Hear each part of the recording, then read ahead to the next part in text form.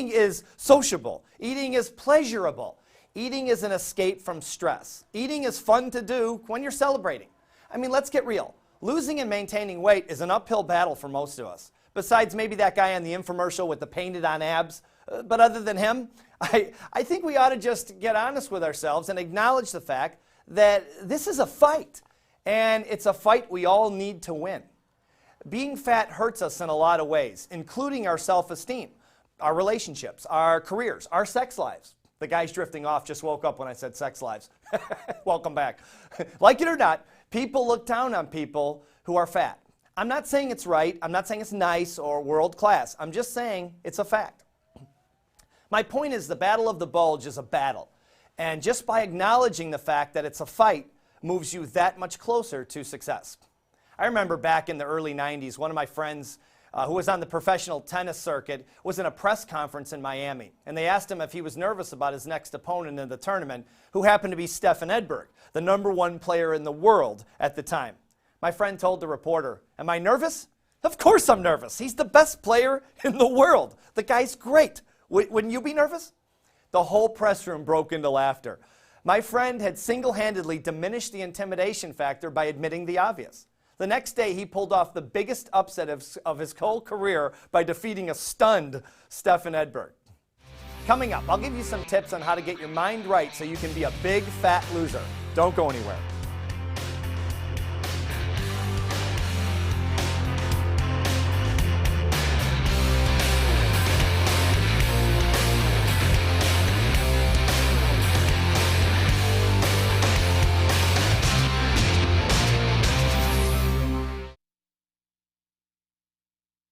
If you've seen the show before, you've heard me say that the enemy of the world-class performer is delusion. Delusion is the disease, objective reality is the cure. If you believe losing and maintaining weight is easy, and you're succeeding with that belief, hey, keep it and forget what I'm about to say.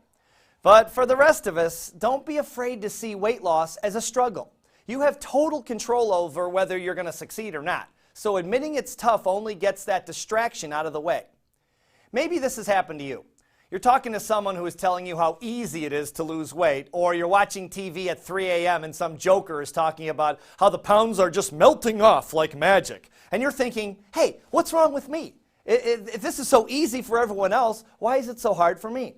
I know a lot of people have thought this, and that's why it's better to just admit it's tough and move on. I mean, I'm a mental toughness coach, and I still have dreams about sitting on my lazy boy with a family-sized bag of Doritos and wolfing that sucker down until I'm licking the bag. And that's just a warm-up before I call the pizza guy.